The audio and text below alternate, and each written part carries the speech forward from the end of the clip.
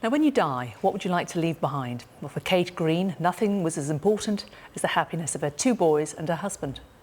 Well, she wrote a bucket list for them, and now a film has been made about her hopes and wishes. We can have a look. Kiss the boys 2 times after I've gone.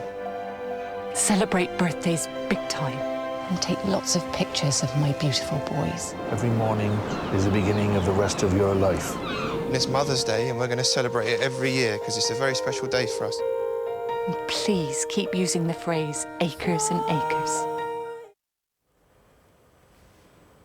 Well, we can speak now to John Singe Greene, Kate's widower and author of Mum's List and the book's co-author, Rachel Murphy. I'm nearly crying already. I'm so sorry. Just from the tease. Oh, that's great. It's a desperately sad story. Tell us what happened to Kate. Oh, well, it's the whole family. We got absolutely hammered. My little boy got cancer at 18 months old.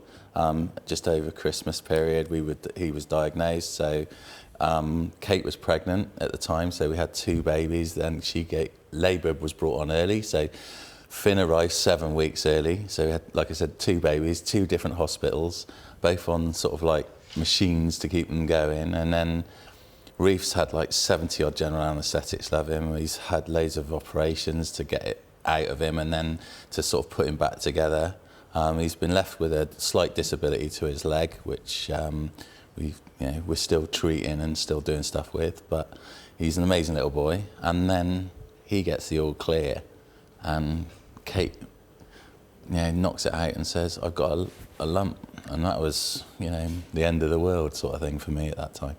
And you were told that you had 18 months? 18 days. Well, we told 18 months, but it only actually was about 18 days. Again, over that Christmas period, we'd just come back from Lapland, and I've said in previous interviews that, there's not a doctor in the country that would have stopped her going to Lapland, but she shouldn't have gone. She was, barely breathing. Couldn't walk.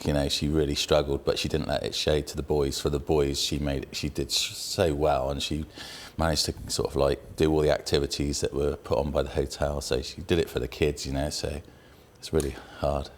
There's nothing as private as a marriage, is there? But I was struck by the fact that you were childhood sweethearts. I mean, yours was one of those relationships that went way back. Yeah, we met on roller skates at Robin Cousins Leisure Centre in Bristol. I was the rink supervisor. I was a bit older than Kate.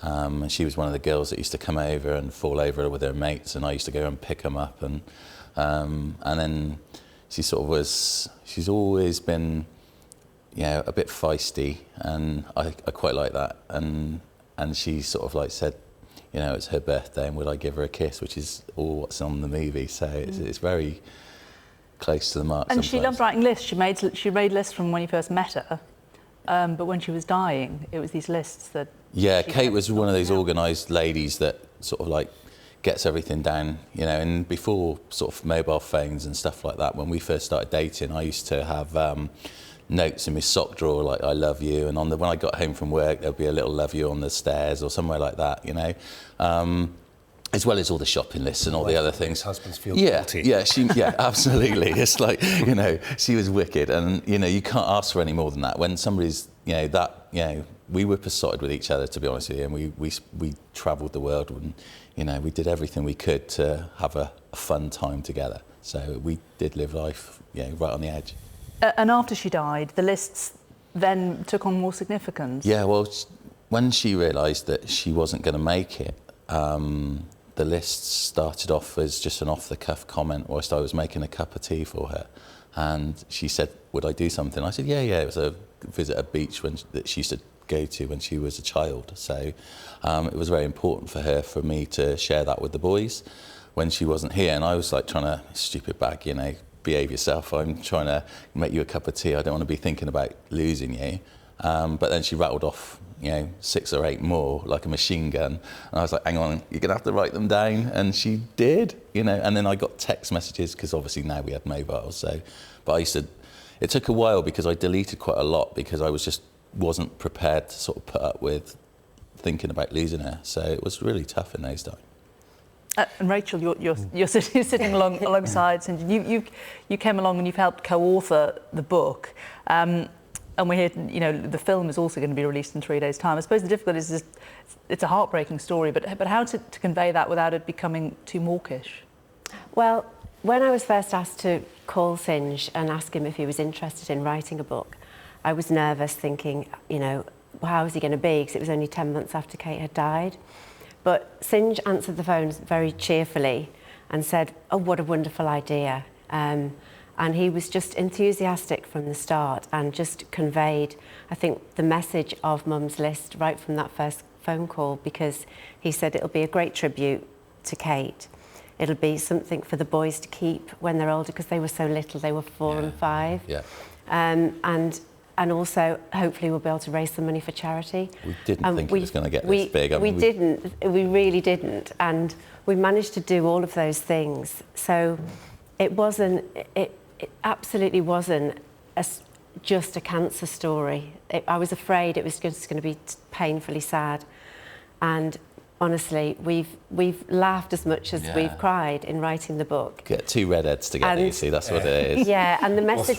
Yeah, well, there you go. So. Yeah. One thing I was struck, I mean, I want to talk to you about the rights and wrongs of a list, because I think there are some questions that people have about leaving instructions almost from the grave. But one thing she was adamant about, your late wife, was that you should remarry because your boys needed a female presence in their life. And she's emphatic about it.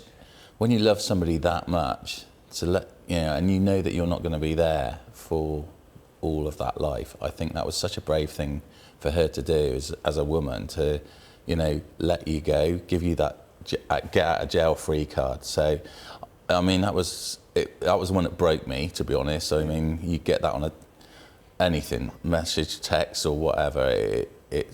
You then realise that it's not forever. And I think Kate and myself both believe that everybody should have a happy ever after. So that's why we did it. And I think from the book and the movie, and there's also a legacy programme going in, we're going to help not just hundreds of people, not just thousands, but maybe hundreds of thousands of people. I've already received messages from all over the world thanking us for writing the book. I mean, Rachel was fantastic. She got right inside my head, and we spent hours in London at Somerset House, sitting, drinking coffee, crying our eyes out writing this book.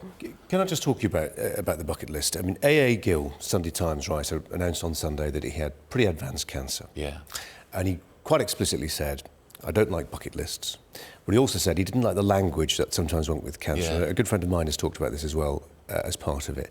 That people fight bravely against cancer. They fight cancer. Yeah, well, sometimes you do have to. But there is almost this...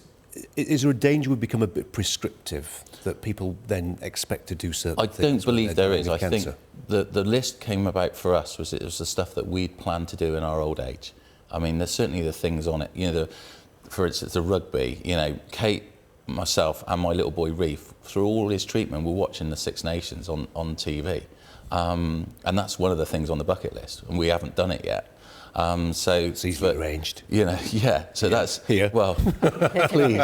Yeah, I mean, but it's a prescriptive one. It's like, I've got family connections with Ireland, so my dad's proper English, and we always have a little bicker on the settee about it. So, it's something that I'm very passionate about, and the boys know that we're going to do it at some point if we can afford to, and that's just what it's all about. It's what you leave behind. It's people that you leave behind who've got to pick up the pieces and get on with it.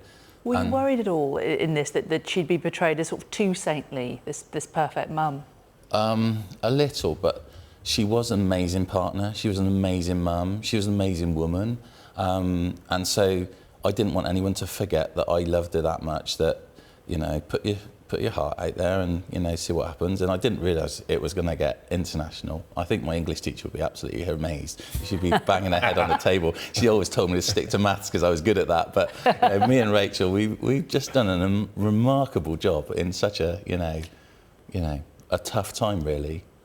But there's none tougher. We're good mates now as well, which is what's really cool, is the fact that we can, we can get together, and you never know, there might be a sequel, because everybody wants to know what we've done and how far we've got with the list. So, Indeed. Well, best of luck with it, and thank you for coming in. The film's out Friday, isn't it? Yeah. Yes. Well done. Thank you both. Oh, thank you.